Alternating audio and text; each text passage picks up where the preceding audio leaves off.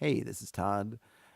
What you're about to see and hear is my interview with Christohper Grey, who is a role playing game author and gamer, and I'm honored to uh, referee for him in my play by post game. This is my first time doing a sort of multicam interview on the channel. I did notice partway through, as I'm interrupted by my cat, that there was some audio and video syncing. I couldn't tell if it was just with me or with him, so I apologize in advance for that. Hopefully, going forward, I will do a better job self engineering, as it were. But this is a new world, and this is definitely maybe a first rough start, but I think the interview is definitely worth watching or at least listening, since there's not much to see besides our faces yapping back and forth. But please enjoy it in its rough state. And as always, I will try to do better the next time. I'll add in an official intro. I hate those things. Hello. Hey, guys. Yeah, hi from the basement. It's Todd. Anyways, so I'll just jump into it. The RPG Talk, now Discord, used to be Slack back in the day. I'm sure you were on there. I'm sure we probably interacted, but I think maybe the first time we interacted mostly is through my play-by-post game that you, for some reason, decided to play. I don't know why. Lamentations of the Flame Princess. I wanted to play it. Yeah, by vote. So I guess that worked out. I actually wanted to play just straight up OD&D, but I felt like maybe I can find the system that people are interested in playing, and that'll be easier to recruit players. And so I put the vote out. I'm not sure if you voted or whatnot, but Lamentations was it. And you signed up, and we're still going. It's going to be 2 years, November, I think, hard which to is believe. pretty crazy. You know, what's really hard to believe is that I've only lost one character. But every week that goes by, I'm waiting for the shoe to drop. Well, you guys have been kind of lucky. Jen was really lucky. Kind of took a bit of a deal with the devil to stay alive, but he did it. Which won't bite him later on at all, I'm sure. Oh, no, never. Particularly with the way he's sort of not exactly hiding it. I was expecting to be maybe more keep it on the down low, but he seems to be like, I'm just going to throw it out there for everybody to see. So I was like, all right. Less work for me, so now I don't have to justify why people know if he's going to just show them, you know? Right. It's funny. It's amazing. I've never been in a play-by-post that lasted that long. There was an exception back in the early aughts. I was in a online play-by-post community called Tazlure, and they did a real immersive, in-depth it was like there was a fantasy realm, and that different spots had their own message board. So you would go into a church, and there would be a guy who ran that particular location as a game master, and your character would just go from location to location. It went on forever. I think that's the only exception, and it hardly counts because that was a huge thing. It wasn't really a campaign, it was a storytelling. That sounds really neat. It's kind of reminds me of Muds. Did you ever play Muds or Mushes back in the day? Yeah, it was a lot like that, except on message boards instead of on chat. And it was built just like that. Yeah, I thought it was really cool, and I guess some of them are still out there. Every once in a while, I'll talk about someone like, "Oh yeah, the Mud's still running." And I'm like, "Wow, they are." Wow. I mean, at least a couple. I guess maybe it's now novelty with the text over. I don't know why you'd want to play a text-based game like that when you could go into like World of Warcraft and have a whole 3D rendered planet for you. But it was a fun time. I did a Tolkien one. It was all Middle Earth, and once I think they had 20 levels, and they would basically grant you godhood after 20, and then they would offer, if you wanted to, you could actually write out and help them kind of expand the game. So I did some of that where I wrote sections of like a Khazad-dûm I wrote up and put some other things in there that weren't really Tolkien, but they were kind of fun. Like I think I had sandworms in one section of the world because why not? It was sort of a blank canvas, but it was fun. Yeah, that's the hardest part about the early aughts before things like Discord and Google Hangouts, and I couldn't ever find a gaming group, so I was always playing MMOs and MUDs and all those. But I love Play by Post, and it's still around, and we've been playing that for 2 years. Yeah, I'm the it's slowest great. one. I'm sorry about that. No, it's fine. As long as everybody keeps with it, that's all that matters. It can get away from you, and particularly when some players are really active and then others aren't. I feel like can be hard to find that balance where the active players isn't getting annoyed and leaving because it's not moving fast enough, and then the slow players can't keep up, and so they fall off. I think we found a good balance, which is good. And 2 years speaks for itself, because I think every other one I've joined pretty much dies after a month or so. That kind of honeymoon period ends and it just collapses. But yeah, I mean, with everyone's scheduling and things, Play by Post, I'm kind of surprised it's not a bit bigger than it is. Maybe just the fact that you can do Roll20 and stuff for the sort of synchronous online gaming maybe has taken over. But even then, I find my schedule doesn't really line up unless I want to be up really late or find a game in the UK or something that's early. It's just a hard deal to find, and Play by Post kind of fills that gap. But so I guess let's just get into your stuff. So what was it? The Happiest Apocalypse, right? Any award winner? Congratulations. Oh, I wish I won the award. I was nominated. Well, the artwork won, though, right? I mean, nominating is good enough for me. Yeah, there were 2 nominations, and the first was Product of the Year, which was amazing, especially when you consider what it was up against, and it was crazy being in the same category. Also, the interior art, which is my buddy Rob Hebert did all of the interior art, so that definitely put him on the map because he nominated too. So yeah, it was exciting. It was a really great run. It's a well, let's see. When did it all come down? It feels like it all happened yesterday, but kickstarted last year, fulfilled it this year, and yeah, it's been a ride. It's been a lot of fun. I'm trying to find ways to extend it at this point because, well, I should probably back up in case people don't know what it is. Yeah, give me the skinny. Yeah, the Happiest Apocalypse on Earth. So it's a Lovecraftian Disneyland, basically. And it's powered by the Apocalypse, which is a framework for Apocalypse World and very popular now. It's actually seems like every game is powered by the Apocalypse these days. But it's really a story-driven narrative game, not very crunchy. And you just play either the staff in the park or you are a guest, and the horrors that lie beneath seem to come up and cause problems, and there are cultists, and there's it's all very open, though. You as players and as the game master get to create the park and sort of what the challenges are in there and then play it out.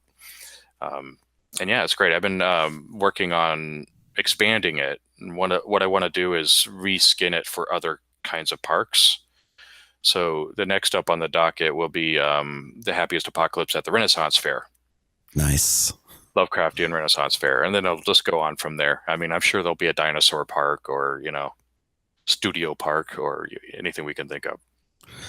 Yeah, it's a really neat idea. The Renaissance Fair sounds just amazing just from that. I used to go to a lot of Ren Fests. I wasn't the dress up type, but I definitely lived vicarious through all the guys with the night get-ups and all that, and the Society of Creative Anachronism beating each other with, bats rubbed in duct tape and padding, and it was a good time. So I can imagine throwing some Cthulhu into that mix would be amazing. We have a strong movement, I would say, out in Southern California with the Pleasure Fair, which is one of the original Renaissance fairs. Started in I could be wrong about this, but I think it was the 60s. And there's a huge culture in Southern California around the Renaissance Fair. So I have to do that first, just because of all the people I know.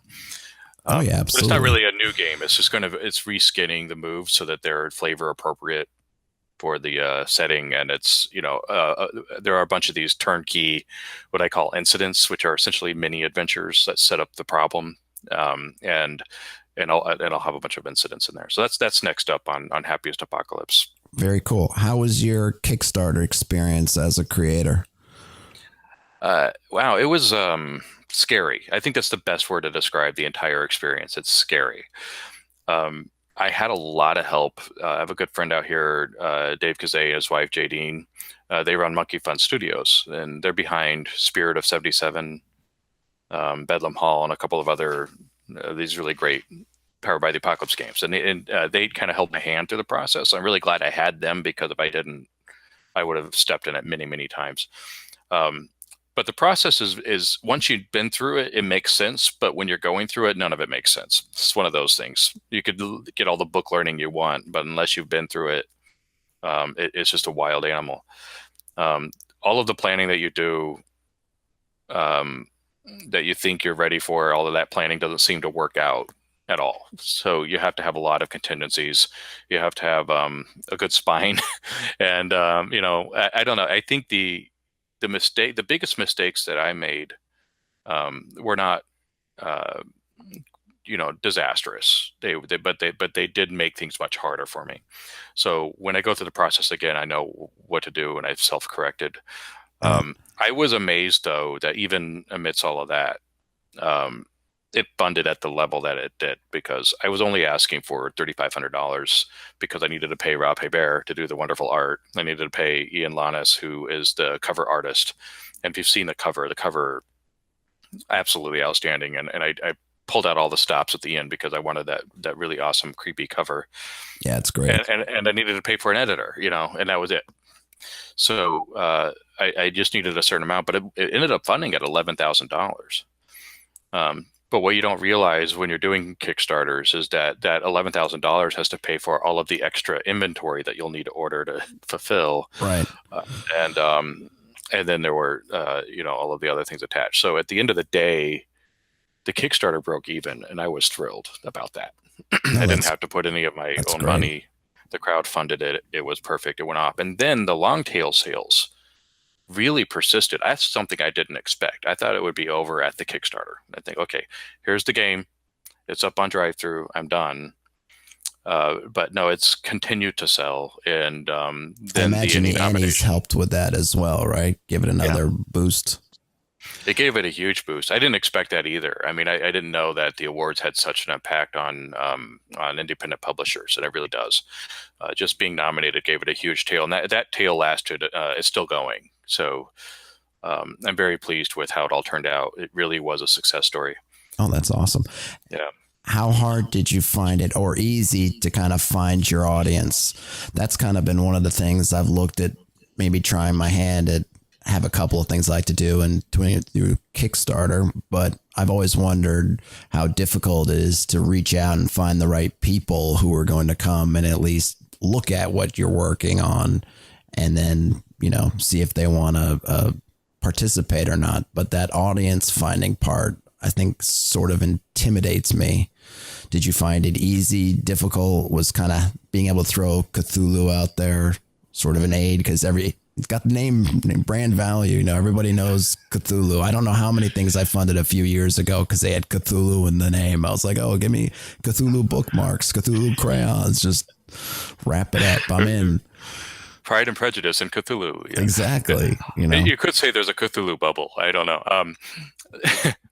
I think I'm a marketer by trade. That's my day job, and I found through this process that all of the intelligence that I've had in the industry about how it works and the best practices and all of that for marketing, none of that works for us. Gamers are a completely different marketplace. We buy differently, think differently, we consume differently. All of our behaviors are none of them are mainstream. So all of those tools of the trade that I get paid good money every day to do for clients, none of that works for gaming. And so I had to relearn it. I thought I would be at an advantage, and I definitely wasn't. In some ways, I was at a disadvantage because I was making assumptions that were not true about this community. I think the chief assumption is that we still really operate almost entirely on word of mouth. There's very little that advertising is going to reach us. And when I say us, I'm talking about the gaming community at large, tabletop gaming. Right. And so, some of these traditional tactics, I would even say, we're always in marketing so interested about what the media says. Okay, we need a review, we need somebody in the media to talk about it, and none of that works on us. And podcasts, they're great. Those work really well as long as it's the right podcast for the right audience. And I think what happened was I discovered how important communities like RPG Talk are, and communities like the Gauntlet. There are these sort of, I would even call them shadow social networks, because they're not exactly easy to find. They're on places like Slack or Discord, or usually some of them are. Usually they're tied into some sort of podcast or game designer. And those communities where we all sit and chat, on Discord and Slack and in Facebook groups and all of that, that's where the people are. And as long as you are a contributing, authentic, game-loving member of the community, they're going to embrace you no matter what you do. And I found that this is such a loving, embracing community, especially for other creators. I mean, I can't think of another industry where there probably are a few, but it's hard to think of another industry where game creators that are really competitors, producing the same kind of product, can be friends and can work together and share information and market intelligence. And so that sort of community, it's real easy to thrive. But if you come in outside of the community and try to push a product in, it's like, it will not work. It will not pass. Yeah, it seems to be pretty transparent. It's not that it's insular. It's just that it's, we listen to each other, and that's it. Yeah, I think there's also a sense, online and everything, everyone's on the lookout for spammers and marketers who come in. So when you see the new guy joins the server and 30 seconds later, they're dropping a link to their product, even if it's an authentic person, you're just going to get the idea that they're going to drop the link and disappear. So I'm just not even going to give it a look. Whereas, if it's someone like you who's been in the community for a long time and isn't constantly, name dropping their products, but you say, hey, I've got this thing, take a look. Everyone's going to want to help you and take a look at that product. Yeah, because we're friends. We play games together. We know each other, and that's the thing. That's the secret. That's the big secret. Find your audience by being a member of your audience group. If you are a game consumer, you are playing games with other gamers, then your audience is right there. I found that there's always these red flags, and we all know what they are. When you're backing a Kickstarter, I know I, for one, will look to see how is this. I don't really care if they're a first time creator or not, but I do look to see if they back other Kickstarters. And if you ever look at my Kickstarter page, you'll probably laugh out loud, because I've backed an embarrassing amount of games. But for me, I don't even intend on playing these games. Some of them I do, but I read them. I read them like books. I consume them like fiction.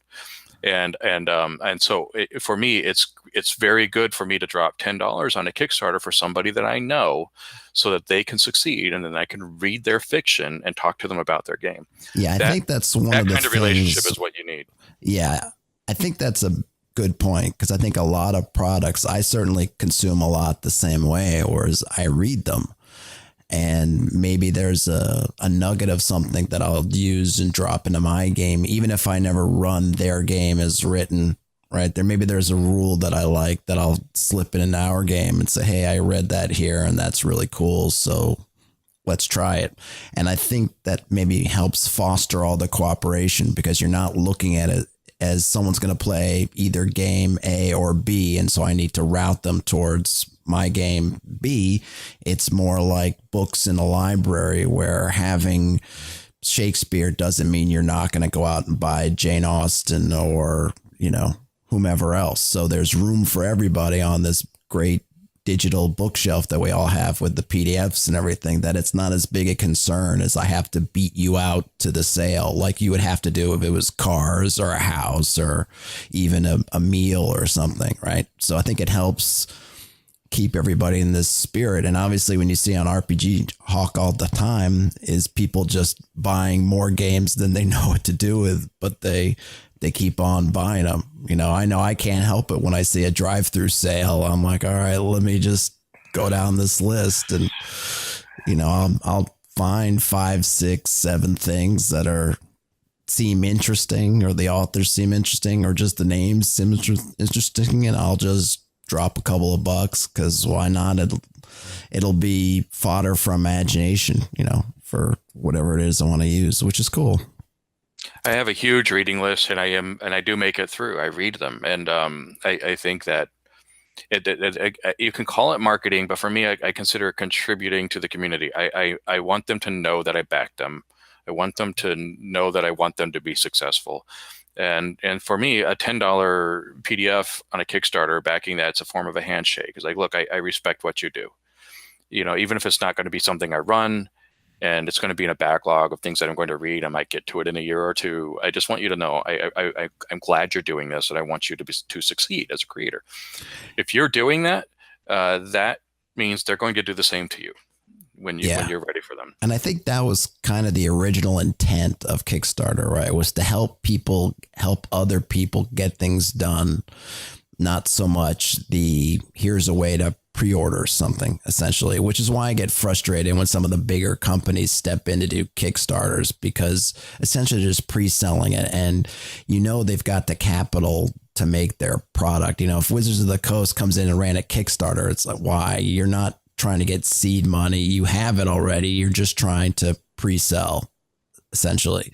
And that bugs me a bit more with the board games than the role-playing games, because I'll kickstart some board games too, but you see board games that made millions of dollars on their last Kickstarter, and they're back to kickstart something else. And it's like, I think you've kind of gone beyond Kickstarter. You're a full-fledged company now. Just do it the other way. But for the independent folks, I feel like it's still a really neat thing to do. And hopefully I'll get to try it someday, but I still find it scary. I feel like I'll be that person that's scrambling on the last day of my Kickstarter with like no views, no people backing it, and going, please just don't let me fail with all zeros. That's the fear, anyway. Yeah, there is some marketing to it to an extent too. I mean, yes, it's finding the audience, but like I say, if you're a contributing member to gaming communities, you'll have your audience. The biggest trick is what's the product and what's interesting about it. If it's one thing to have, I'm going to do a fantasy role playing game, and I'm going to use a different system, and that's great. But what is it that this game does, this setting does, or these rules do that Dungeons and Dragons doesn't, that OSR doesn't, that even Savage Worlds doesn't. And so you've really got to, if you're going to get into a Kickstarter, you really need to know what is marketable about your product before you even create it. As I've seen a lot of settings for Dungeons and Dragons, for example, and after a while it's like, well, okay, I'll give you some concrete examples. I love Matt Mercer. I love Critical Role. I even love their setting, and I bought the setting book, Tal'Dorei. And I read it, and as I was reading it, I was like, it's a beautifully built book. It's really well laid out. It feels good in the hands. It has a lot of great stuff in it. But I'm never going to use this. I am never going to run a 5th edition Dungeons and Dragons game in this setting. And then I did it with Kobold Press, and I got and I loved it too. I mean, I got their setting book, and I got all of the features that went along with it, all of the expansions for Midgard. And I loved it. There's a lot in there I'm going to use. I'm going to take it and steal from it, but I'm never going to run a Dungeons and Dragons game in that setting. And so you start thinking, well, why did they sell so well? And because it's Wolfgang Bauer and Matt Mercer. None of us are Wolfgang Bauer and Matt Mercer. So we have to, if we're going to go to Kickstarter with a 5th edition, as an example, or an OSR, or something that's out there a lot already, what's the angle? Why is your thing interesting? And there's a lot of Powered by the Apocalypse. There's only one Lovecraftian Disneyland.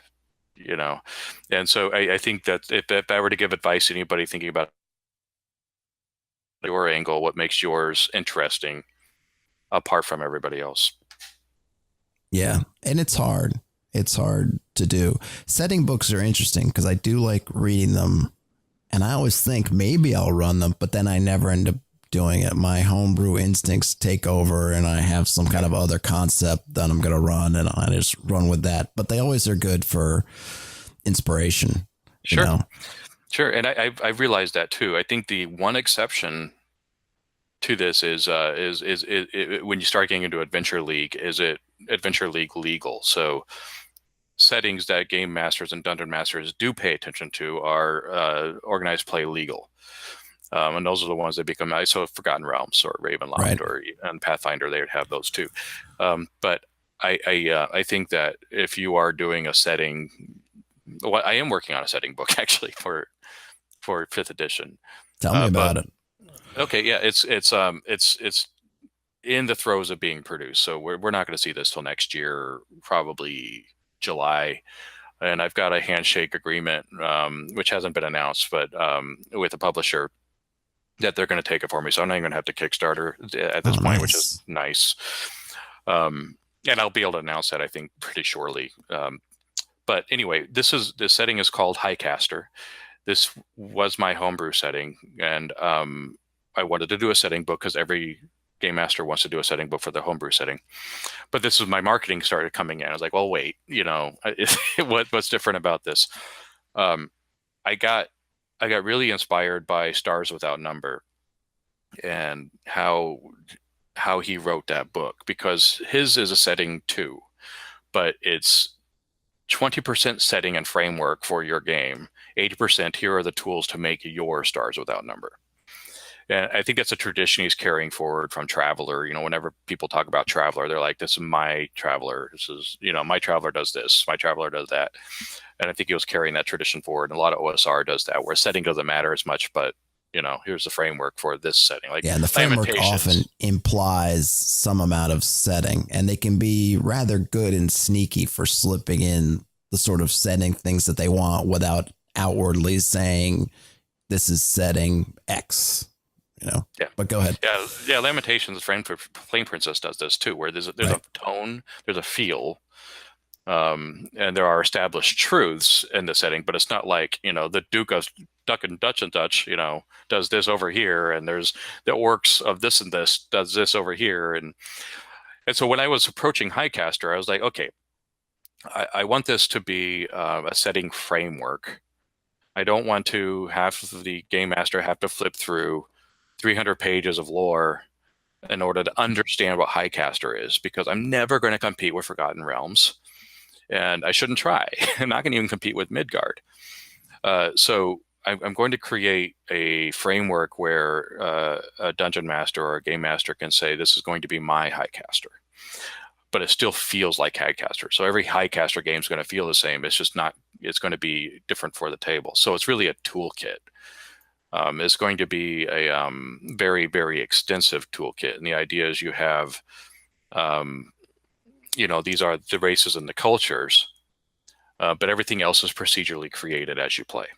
Nice. So you don't have to know anything. All you do is like, okay, you're going to chuck the dice. It's like, okay, this is, we're in a grassland biome. These are the people in this particular region. I'll chuck the dice and find out, this is a nomadic settlement that has a dictator who happens to be a vampire. Okay, this is my setting now, and you just kind of create it as you go. Very and cool. It's mostly procedural rules. I like the procedural stuff a lot, because you can roll in advance if you want to go ahead and world build. But if you're hex crawling and just in a random spot and you need to come up with something, you can use it, as you said, just on the spot. And there you have it. You have a settlement, you have a people, and that usually is enough to germinate an idea of where you want to go from there. And obviously the players can choose to interact with that, in which case you can add in more detail procedurally or through your imagination. Or if they decide, we're going the other way, then you haven't wasted a lot of time and effort building up a whole thing that nobody ever is going to see. Yeah, I did something I wanted as a game master, and because I run things in certain ways, and I don't like to spend brain energy on things unless I know I'm going to use it, and that's exactly why I did it. But I also wanted it to be, it's not entirely random. It's not like, okay, uh, there's a geyser in the middle of a desert. It's procedural according to the region that you're in. So the mix of people that are there, cultures are there, are going to be predefined. But what's happening there isn't. Right. So it feels continuous, and there's definitely a highcaster presence about it. But I stole from Stars Without Number the idea that for this to work, I can't have an established civilization, because then we're into lore, and I have to know what the Empire does and what they think about this and all the factions. And so I deconstructed all of that by throwing in an apocalypse, and now it's the frontier. It's Highcaster Risen. So this is much later after the apocalypse, and all the societies are rebuilding themselves, and it's all the Wild West, and it's just wilderness out there and your settlement. So Which you can then carve your own game. Right. And the game that we're playing is very much in that same vein, whereas I wanted to keep that feel of, it's an open area and there are pockets and this and that, but you're not going running into like established empires and things like that. I wanted you guys to be free of all that, where you guys are going to be maybe the seeds of empires of the future, sort of thing. And I've actually thought, like everyone does, about if I could write something about that. And one of the things I wanted to do was deliberately not try to fill a whole map. Say, your settlement's here, and maybe I'll put a couple of pockets of things and leave everything else open, let you develop. So maybe in a certain spot, one game's got mountains in the region or hills or forest with people in it, and then in someone else's game it's a different biome with different things going on, but they would still have these similar points of entry, so to speak, but that you'd still have this really open part of the map that you could explore in your own way. And I think that's always the push and pull of settings. I know when people talk about the very established things, Forgotten Realms or Conan or something else, they feel on the one hand that you've got all this stuff that you can work with, but on the other hand, it has a lot of weight that's on top of you because everybody knows Waterdeep or everybody knows Aquilonia. So how can you really make it your own when there's books and reams of paper and internet sites devoted to all that lore? So how do you get around it? It's a hard trick, I think. And unless you're appealing to the Adventure League, for example, there's no point in doing that. I don't think that dungeon masters in general do play settings raw. I think that they steal from them and rob from them and make their own. So why not just give them the framework to do it? Yeah. The other thing is, from a marketing standpoint, the other thing I'm talking about game masters, but what else does this book have that would be marketable? And that's the thing that I found on DM's Guild, for example, or player options are the thing that everybody wants. So when building Highcaster, I built into it as a design goal that this is going to be a turnkey game. You're not going to have to get the basic SRD from Wizards of the Coast in order to play the game. It will work on its own, which means I need to have all magic done. I need to have all of the races put out. I need to have all of the classes built. I can use the basic SRD for that stuff, but that's boring. Nobody's going to buy a game that has all of the free SRD stuff. So I need to create entirely new subclasses, entirely new subraces that all work well in 5th edition. So there's going to be there's going to be all these player options. So that's another reason you're going to want this game, is because you're going to have 16 to 24 or whatever it is. New races, classes, magic, feats, all those things. And it's stuff that you can steal, when you, because people will do that. People will buy a supplement, not because they even want to read the supplement, but because someone on Reddit said that, there's a great 3rd level spell in Highcaster. So someone will go, really? And they'll go look at it. And if there's a few other things they like that they can steal for their game, that's enough for them to buy it. They don't need to necessarily use all of it, just pieces from the smorgasbord, so to speak. Oh boy. Yeah, the and the magic can't be, the typical stuff in the player's handbook either. So I had to create new ways of how magic works, and then it'll make it feel like Highcaster instead of Forgotten Realms, because now magic is a different process, and it works in a different way, and there are different schools, and you have different classes that support those. So it's a whole thing. I mean, it's not just a setting book now; it's a whole game, and that's what I'm working on. It's quite a bear. Yeah, nice. Sounds like a lot of work. I've kind of Yeah. been working on, I guess they call it Heartbreakers, sort of my take on an OSR style game. And one of the things that's really kept me up at nights is the magic and what to do with it. Because I want to do something different, which I've toyed with in our game, right? Which is no spell points, no whatever. You kind of roll against a table and either it works or it doesn't. But there are always those spells that either if I was going to take like the SRD approach, right, in an OSR game, like you have something like Charm, I don't want someone spamming Charm every fight. But how do you balance that in a way that you can make a simple rule that will allow you to use these sort of spells, but they don't overshadow everything else, or on the other hand, they make them so rare that they don't become worth casting. So that got me thinking on, well, could I just do a whole separate style of magic? But then you look at that saying, man, I got to start with a blank page and figure this out. And that's a lot of work. Yeah, it's a little easier for me because I don't have to do that. I have to look at the SRD and make sure that the role of all of the spells that are in that book are. So it's really a reskinning. Given now that I know the magic works differently, I'm reskinning the existing spells so that they're appropriate for the setting. Gotcha. Because if you read a fireball as it stands in Dungeons and Dragons, that inappropriate for how magic works in this setting. But I might have a spell that does, what is it, 86 damage or whatever, fire, but it's not going to be cast in the same way, or it's done in a different way. So it's really a reskinning instead of a rebuilding. What you're talking about is a whole different system, and that's very daunting. Yeah, it is, because if you get rid of the Vancian thing and just the way that works, I was trying to look at what other options are there. Like I like the idea of sort of elemental wizards, like you're a fire mage, you're an ice mage, whatever, but how do you balance that together? And the other thing, I was reading through Lord of the Rings stuff again, and I loved a lot of the sort of hints of spells that would come up. There's a great moment. It's not in the movies at all, but the Balrog has showed up and they're running, and Gandalf closes the door and does basically, I guess it would have been hold portal essentially, where he puts his hand on the door to stop. And then through the narration, you could tell the Balrog on the other side is pushing against it.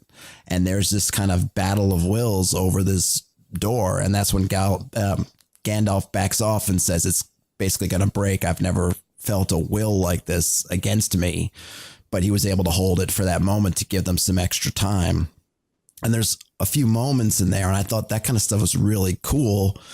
I don't want to necessarily just have hold portal as a spell, but what kind of system could I create where you could have those kind of moments that are maybe more subtle? Because I guess I kind of like that kind of gritty, subtle magic. Mm-hmm. So give you the tools to do that without having a spell that says, hold the door shut, or if the Balrog was casting knock on the other side, or whatever the D&D equivalents would be. How can you give players that sort of power without just having the spell? So that's kind of where my head's at, but I'm finding it really hard to wrap around. But we'll see how it goes. Yeah, especially with an OSR sensibility. I mean, I would direct you to the Grimoires of Call of Cthulhu. Was totally inappropriate for how OSR works. I don't know. That's what makes you a designer. You'll have to figure that out. Cthulhu. Always got Cthulhu. So I know you mentioned a couple other things that were maybe further along in the hopper. Great American Novel. You want to chat about that? Very excited about this one. It's I was calling it a role-playing game, but it's turning out to be more of a framework, I think, where you can tell literary stories or character-focused stories using a role-playing game.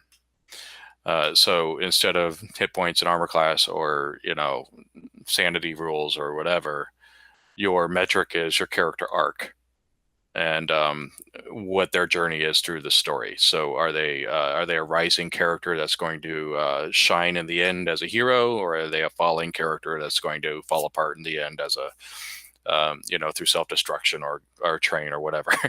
And it was, the idea came because I play a lot of story games and a lot of independent games, and I've always been trying to, how can we get games away from a player focus and turn it more onto the story. So we're more like a writing team driven by character motivations, not by plot. So I don't want, I did, and I love those games too, but this is something else. I want to try doing this as if it were a novel. So that was the idea, a great American novel. So I created a bunch of playbooks that were based on sort of literary archetypes that you would find in novels, like the conflicted right fighter, or the loyal lieutenant, or the sacrificial innocent. And so these are sort of these archetypes. And then I built a system where you can create a setting in which you're going to play. So are we going to be in the 1940s, New Orleans? Or are we going to be playing in Reconstruction, Deep South? We in the modern day or whatever, and then once you have your story established, you actually play out the hero's journey for all of your characters. The key metric being, are your character rising or falling, and what is your motivation, and are the other players helping you with your motivation or getting in the way of your motivation? And depending upon that, they'll be protagonists or antagonists, and all of those rules work together to create a story. I've run it quite a bit, and every time I run it, I left feeling like I've just read a novel. It works beautifully in that sort of experience. Sounds kind of like Microscope a bit, except in doing the history of a place, you're doing kind of a story, but everyone's working together to kind of peel that story out, which is nice. It does go meta a bit, but not as much as some games. It borrows a lot from Fate, and it borrows a lot from Powered by the Apocalypse and from the story pillar system in some of these places, and then it just kind of puts it together where you are definitely thinking on behalf of your character and their motivations, but you're also looking at the story overall. You're not worried about whether your character is going to die or if the character is in danger. Those aren't what you're worried about. What you're worried about is something getting in the way of what I want. Yeah. I think there's a lot of room for that, because I think you get a lot of conflict with other systems where they want to do what you're doing, but the framework and some of the impulses are still in these other systems. Like you see D&D games, right, that want to be very narrative focused and telling a story, but all the traps that are with that. And, how do you marry games that are essentially random with trying to tell a coherent story? And there's a lot of tension as they kind of pull against each other. Whereas with yours, since you know from the outset exactly what you're trying to do, you can sort of focus on that and then peel away all that stuff that isn't about telling the story, right? You're not looking for just a random trap or some weird element that doesn't mean anything. You're focusing on let's tell the story. If that's really what I want to do, then let's do it. And I kind of like that there are lots of games that can offer you that, as opposed to maybe I'm trying to do that, but then this other player is trying to do something else, and these other guys are on their own thing, and we're all trying to push and pull the game in our own individual directions, which the game itself may be suited to none of them. And we're just going to see how it plays out at the table. And of course, it'll all turn out fine and everybody will be happy, Yeah. The big departure is Jim Pinto makes some really great story games, among which Protocol is his primary system. They're really lovely, delicious games that they require a lot of improvisational ability from the players. And there isn't a whole lot of structure in terms of the overall story. When you play Protocol, you're kind of going from scene to scene to scene. Fiasco does this too. It's also an excellent game, but it does something different. It goes from scene to scene to scene, and there isn't really a look at an overall story. Because if you're going to play the great American novel, you have to look at the whole picture. And so one of the key differentiators of this game versus, say, Protocol or some of these other story games is that there's a through line that mechanically that the players need to follow from beginning to end. And it's the hero's journey. So you start with you're in a comfortable place, and now you're in an uncomfortable place. And so when you get to that point, there's a new set of rules that open up, and then you go through the rise of conflict, the climax, the resolution, the whole thing. So you are propelled by the mechanics to tell the whole story, instead of just I'm going to improvise my character's feelings for 2 hours. You actually have to go through a channel. And that's what I love the most about it, is because every time you finish the game, no matter what session it is, you've told a whole story, and you feel like you've completed the story and you can move on. Oh, that sounds great.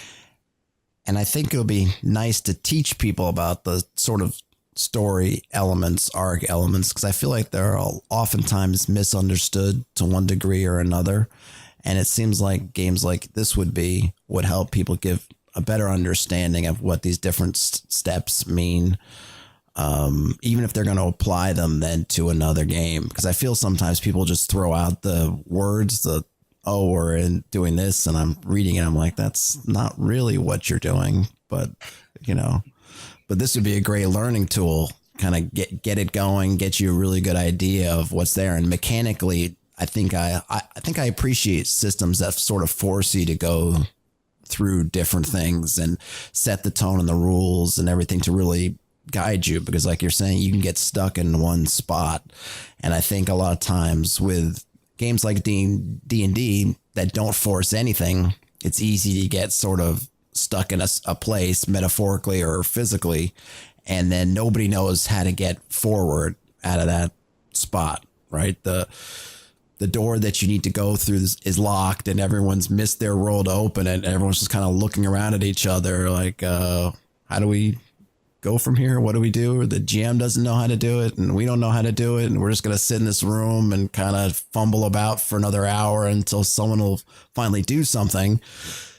You could appreciate games that will mechanically say, hey, let's guide you forward. Let's pull that rope and get you moving. And that's maybe more important than if you were to say that you needed absolute freedom in a moment to do anything. We're going to confine the choices a little bit, but you're going to end up in this spot where you can look back and see the flow of everything. And I think once you finish it, then you appreciate that, like you're saying, the journey that you go on. Yeah, the constraint brings out creativity, and I think in those situations that you're describing, especially in games like Dungeons and Dragons or other trad games, the problem is that the table hasn't come together on what their point of being is. The table, one person at the table may be wanting a hack and slash journey, whereas another might want a narrative one, and so there is really no consensus on the goal of the group. And a game like Great American Novel, it's built in. Your job is to tell a story with characters that have motivations, and your entire focus is getting your motivation as a character. So it's sort of built in. The thing about it though is it's kind of it's a I've said it before, but it's a tough pitch. If it isn't everybody's breadbasket, and it's designed for a particular experience. And so what I've done is I've thought about its application. The framework seems to be working pretty well. In fact, I'm going to be doing a public test, a public actual play of the beta rules tomorrow. And so it'll be on YouTube and people can see how it works. The rules are pretty much in place, and they're working pretty well, and they're not very difficult either. It's not like a complicated system. But I think what I need to do is start showing its application. I ran it at cons a lot, and a lot of the story gamers really loved the idea and they joined, but nobody else. So what I did was, in this last con here in Southern California, Strategicon, instead of running the Great American Novel, I ran The Godfather, powered by the Great American Novel. And then people got it, like, oh, we're going to play The Godfather. Okay. Because when you think about stories, there's violence, there's stuff, but really it's about characters and their motivations, right? And so all I had to do was reskin the playbooks to apply to The Godfather, and we played The Godfather. So who had to play Fredo over and over again?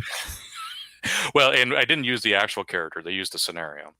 But yeah, there was sort of actually there wasn't a Fredo in that session, but we had a Sunny, and we had a, trying to remember who they all were. But it went really, really well. And by the end of it, we're like, yeah, that was The Godfather. And now I'm going to do for GauntletCon, I'm running, which is an online convention that everybody should check out. It's great. It's coming in October. I'm going to be running Fargo, powered by the Great American Novel. So when you think about compelling character stories, that's what this does. It doesn't have to be Gone with the Wind. It can be Miller's Crossing. It can be, any Coen Brothers movie. It could be E.T.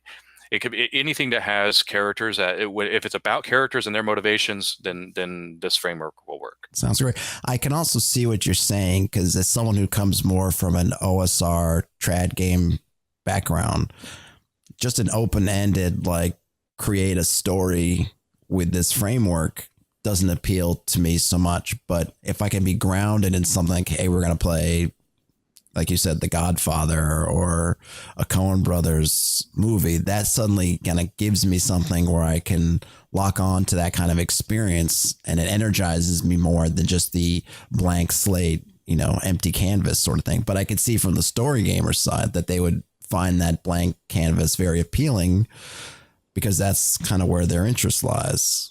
I thought it could apply to Marvel. I mean, you want to play Avengers? Because let's face it, Avengers isn't about. I mean, if you were to think about, okay, let's play, the hero system because it's Marvel, right? And now you're talking about, okay, I'm Thor. So what's the point buy on Thor? 7,000, right? I mean, it becomes attacking, initiative, all of this stuff, right? But it's not about that. Have you watched the movies? It's about the relationships between the people, what they want, and who's getting in the way of what they want. Loki isn't a villain. He has different motivations than Thor, right? And so when they cross, that's when they cross. But sometimes they work together. And I would love to see Great American Novel running an Avengers movie. I think it totally could. A guy knew they were running superhero games with no rules at all. It was basically everybody had enough comic book knowledge that if they would try to do something, they would know that, oh yeah, Spider-Man can do that, or Spider-Man doesn't do that. If Spider-Man could do it, then they did it. If Spider-Man couldn't do it, or maybe if there was a question maybe he could, they do a 50-50, roll a 10-sided die, odd or even.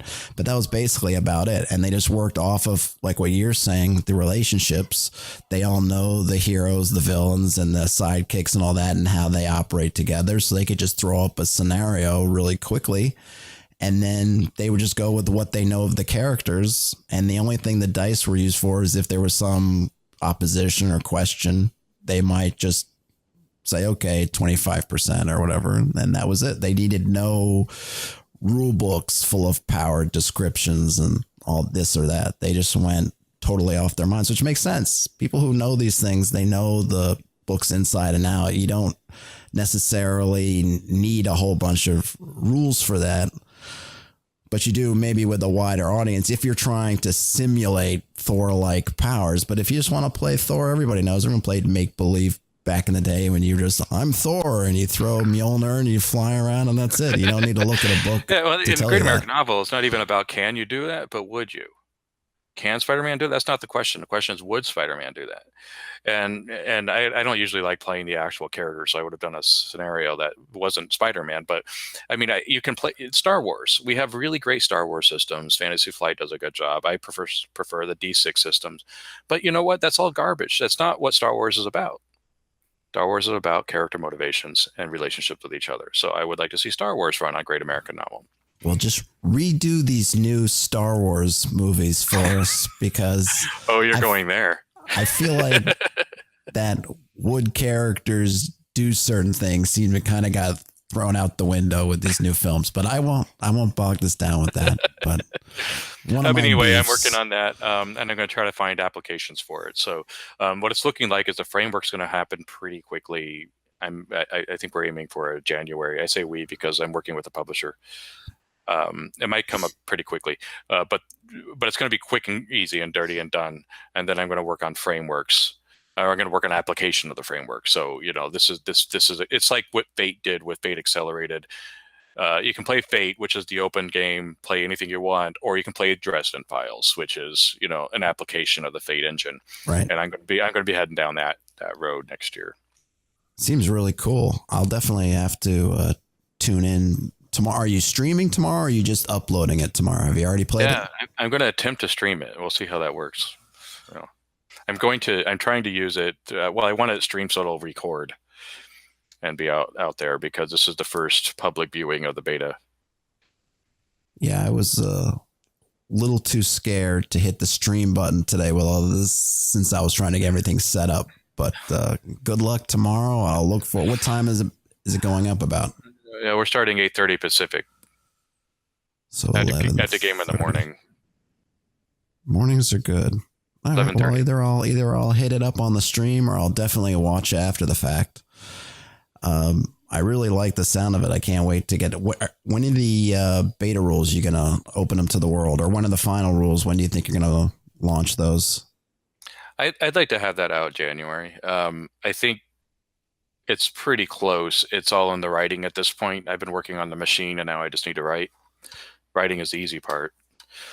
And I'd like it to be out in a kind of low cost way, because again, I want it to be a framework and not a complete game. So, yeah. And the short answer is soon. Hopefully, in the next 3-4 months. Cool. Well, it sounds awesome. I like that you have a lot of things on the plate. Hopefully, someday I'll have stuff of my own like that where I can throw out there. But it's great hearing about yours. It doesn't stop, man. I'm working on other things too that just keep coming up, and I have a really funny idea for a resolution mechanic that I've been playing out. And those of you that are friends on Facebook will have watched my process a bit. But I'm working on an idea about antediluvian ancient gods as a setting, right? Ooh, so nice. Pre-Atlantis, gritty Atlantis, before Atlantis was Atlantis, right? In the Conan vein, not the Disney one. Okay. So I was working on, what would be a good, because I could just do dice in a regular system, but I was like, it's not really setting appropriate. I'd like it to feel more, Bronze Age. And so I had the idea of casting bones, which was, a divination practice going back ages, right? And so I came up with an idea of doing Rush song back in the day. Yeah, right. Where you cast bones or trinkets or whatever into a tray, and depending on which quadrant it lands will determine the outcome. And I was like, "Whoa, good, interesting idea." But then I started thinking, okay, well, what's the probability then?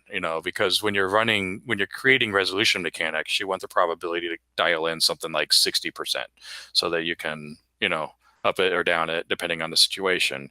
And I really don't know. So I asked some math people. I looked on the internet, talked to people on Facebook, and they all came to the conclusion, like, this isn't a math problem. This is a physics problem. You need to figure out through experimentation what the probability actually is, knowing your mechanics. And so I'm basically rolling 4 sets of dice 1,000 times over the next 20 days to figure out the probability of success in that mechanic. Now, is this going to come with its own sort of dice tower tray so that you can make sure that everybody's getting the same acceleration and tray size and angles, essentially, as everyone else? Yeah, I think there's going to be sort of a ground level where, don't be a jerk, just randomly throw the die, or whatever. That's going to be the ground level, and there's going to be, you can use a tray or a circle or whatever. But then there's going to be the accessories. Okay, well, here's a tray with rims that has the quadrants in it. Here's a tower, and all of those things that come. But before I even get to that point, I'm just looking at the probability, and so as I'm doing them mentally, I'm aiming for success, the success quadrant, whenever I throw the dice. Right. And I'm using dice as a quality, but it doesn't have to be dice. It can be anything, dice sized. And it's just funny what game designers end up doing. I'm going to be chucking dice into a tray, I have a spreadsheet going, I have all the calculations and the probability going, and I'm just sitting here throwing dice and logging my results. I mean, that's the next step, right? We had, lighting candles, doing Jenga towers, and these things are great, and it definitely does pull you into the game if you feel like you're using Bronze Age, methods, as long as there's no actual blood or anything involved, Well, yeah, and I wanted it to feel I wanted it to feel interesting, but I also wanted to feel trad. That was one of my design goals when approaching this, is I don't want it to be a one-shot gimmick. I want it to feel trad. You'll want to campaign this, using these mechanics. And so there's kind of a delicate balance, because you can go pretty crazy with resolution mechanics. Oh yeah, for sure. Definitely gets the brain working. But yours sounds really cool, and I feel like it's something that you could do more often than, say, candles or Jenga towers or stuff that doesn't, excuse me, or is too much about the skill of doing the meta thing that it affects the gameplay. I don't want it to be about how well I can do a certain thing in a meta level to whether I succeed or fail in the game. I'm willing to live or die on the dice, but I don't want it to be, well, now you got to play operation. And then if you can pull this bone out, then this will work. But I'm a terrible operation player, so I'm just going to suck. And I don't want to just suck on my operation skill, Yeah. That's a good idea, though. I would like to see that game. Now. I'd like to see the operation game. Yeah, that would be good. So you could have that too. That could be your second accessory, where you have like a Bronze Age style, sort of guy there. Maybe for the Mayan or Aztec version, you could pull things out to sacrifice to make things happen. And the better thing you pull out, the more powerful it is. But then the more chance you'll get the buzzer, and then you're on the altar instead. So I love the idea. I love that idea. That's great. And who cares about probability at that point?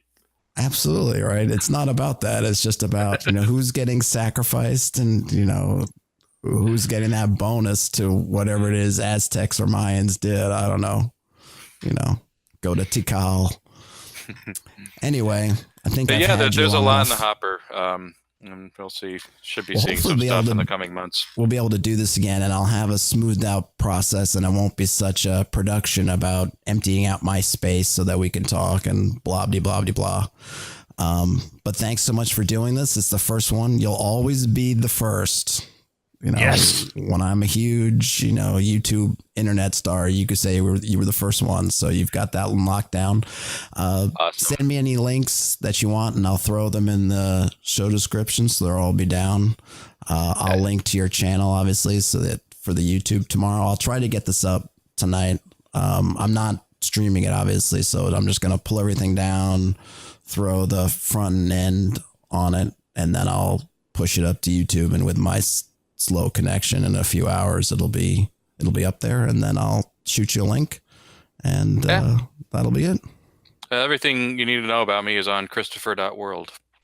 All right, that'll be link number 1. And don't forget, do you owe me a move? Has Erdessa made her move for today? She last I heard was scaling the wall successfully. Okay, you made that. I think she'll continue to do that. Because the last one you made, you failed, and she dropped back into the water. But you made it. You made a strength check this time. Yeah, I got a 7. All right, cool. So I think she is climbing. She's climbing. For now. Well, I would like to add, though, going on. It was an incredible thing that happened when Erdessa jumped off the cliff face to stab the spider that was hauling Felonius away. That was totally a baller Hollywood moment. And I saved Felonius' life-ish. We'll see. Yeah. He's hanging in there. He's hanging in there, though. The Inuk just dropped him, so we'll see how that works out. I know they were going to scramble to try to get the rope. Yeah. No, that was an awesome moment. And it's part of the stuff I like about OSR games is if you're willing to go with the flow, because I could see in another GM, not to pat myself on the back or anything, it would be like, no, she can't do it, or you guys are just going to take 10d6 damage and just die. But you don't have to look at your character sheet for that stuff. Just do it, and I'll figure out how it needs to, or what I think is appropriate, or we can discuss it or whatever, just go with it. I feel like a lot of times now I'm looking at my sheet. What powers do I have? What abilities do I have? In an OSR game, like you're a fighter, you don't have any particular abilities. Your sheet just says fighter. So you just do what you think you can do or think you may have a chance at doing and, roll the dice and see what happens, which is the point of the game. You jump into caverns, swinging a sword. That's what you do. It wasn't easy either. And I thought for at least she was drowning, all these things happened. So we'll see. I mean, it's always amazing to me that the characters survive. I mean, it's surprising that we've gotten this far. I don't know how many times I've rolled damage or something and you guys will be like -1, -2, like -3. Because in Lamentations, -4 is death, but and you guys -3 all the time. I'm just like, wow. What do I have to do to kill you? No, but it's great because she has no armor and she has no sword now, so I'm sure it'll be easy. It'll be interesting. But the Squid Demon's back and just wiped out, this guy that I thought would be. I had all kinds of plans for him, and then I read Feeble Mind, and I was like, wow, it's going to be a much shorter than I thought. It's going to make. Have you looked in the book? It's a level 5 magic user spell. The save against it is -4. Oh, yeah. So, see, you know what I do? I don't look at the book if I can avoid it because I don't want me to know something that Odessa doesn't, It's nice. It's nice. I mean, we have another player who is constantly pouring through at least one spell to see how much they can pull out of it. He would rule the world over floating disc if he could. I know. I love that. So it's good. One of them is good. If everybody was doing that, I'd probably have to make some kind of draconian law about what you can ask about before you do it, because he would go over every little detail of everything if I allowed it. So one guy's good. I'm glad everyone else is more chill. That's about my limit. That's funny. Has your lunch arrived? I'll see if Odessa makes it to the top.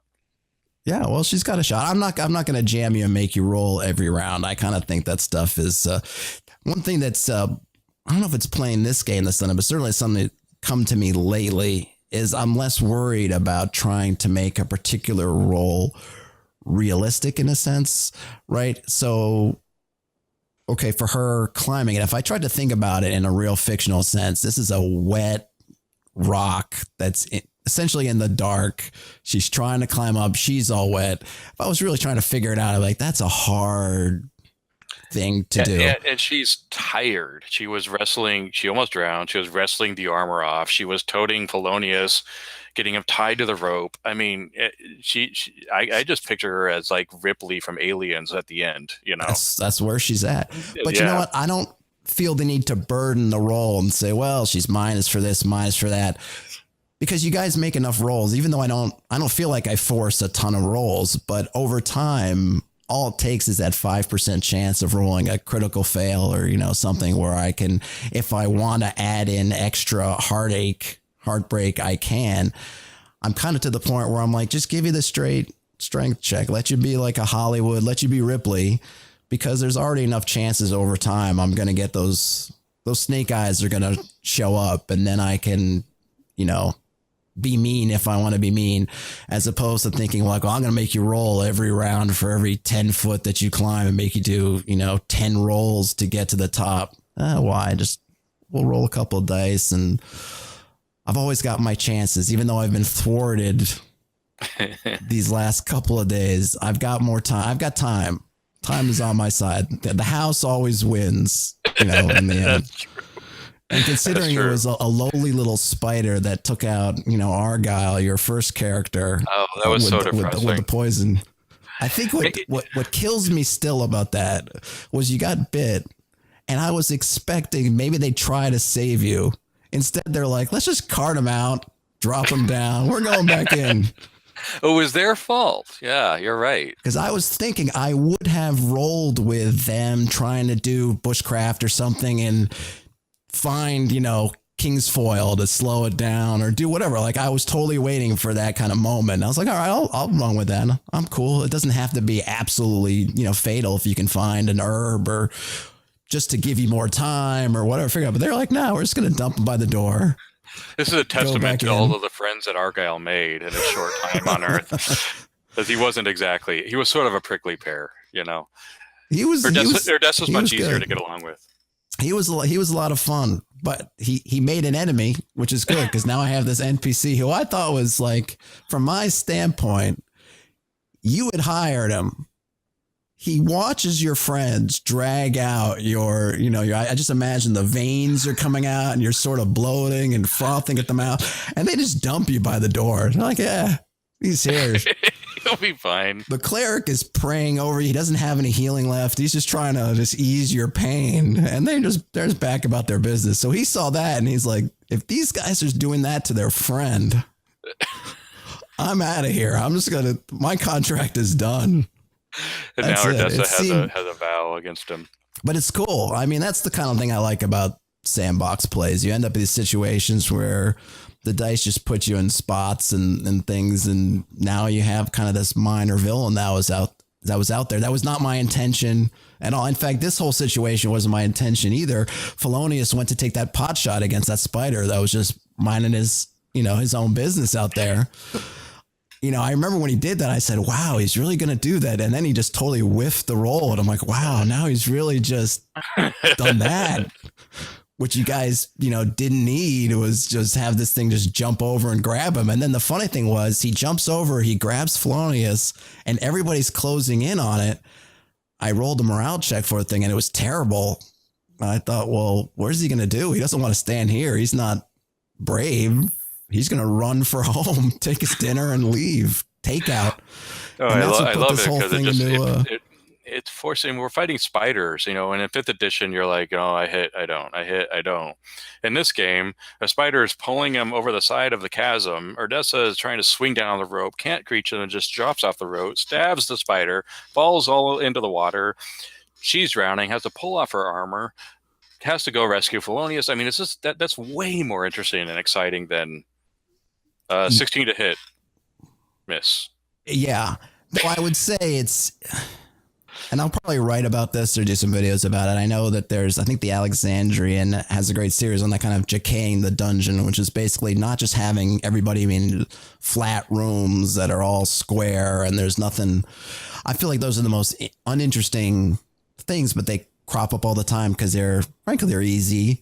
But the throne room that has no escape routes. And so you get the bad guy in there. They're just pinned in there. So yeah, you're just hacking at him and he's hacking at them. And, how do you spice that up? How do you do different things? So I've tried to, in my own stuff, think about these different elements of how can I make it a little bit more interesting? If I'm not going to have a huge mega dungeon, how can I make this kind of small place feel like it's got angles and things you could do, and you guys have been great for not trying to just play things a certain way, but some of it is kind of old school stuff. You guys took the oil and threw it and locked down those spiders, and you guys are using your rope and using your things and just saying, hey, I'm gonna try to jump and save him, even though there's no particular mechanic for how do you jump down into a water-filled chasm to save somebody, but it hasn't stopped you guys, hasn't even slowed you down, and that's great.